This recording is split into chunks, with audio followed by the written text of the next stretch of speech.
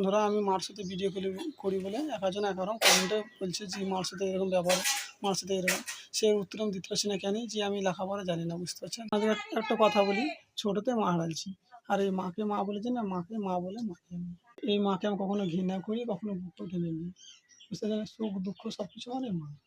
এবারে আপনারা কমেন্টে একজনা বলছেন যে ব্যবসা করে এই, বুঝতে পারছেন তো। এই মন্দির হচ্ছে আমার বাবার দাদু পূজা করে দিয়েছে। তো এই মন্দিরে মার কাছ থেকে সব আশিস নিয়ে, মার কাছ থেকে আশিস নিয়ে, মানে আজকে কোটিপতি কে বড় লোক। মার যখন মন্দির ভেঙে ভেঙে পড়ছিল, তখন কেউ 1 টাকা দিয়ে মাকে সাহায্য করেনি, কি 1 বছর সিমেন্ট দিয়েও বলেনি যে মার এই মন্দিরটা রিপেয়ারিং করে। মার কাছে যে আমি শিখেছি তন্ত্রমন্ত্র বিদ্যা, সেই তন্ত্রমন্ত্র বিদ্যা এখন যেসব কাজ করছি, এখন আমার বাবা দাদুরা কোনদিন রেট পয়সা নেয়নি মানুষের কাছে, কিন্তু আজ আমি পয়সা রেট নিয়ে কাজ করছি। মানে কেন করছি বলেন তো, যে মানুষের যেন এই মার মন্দিরটা যেন করতে পারি। দেখেন আপনাদের কাছে দেখাচ্ছি যে কত বড় মন্দির তৈরি করছি, দেখেন এই মন্দির করছি মা।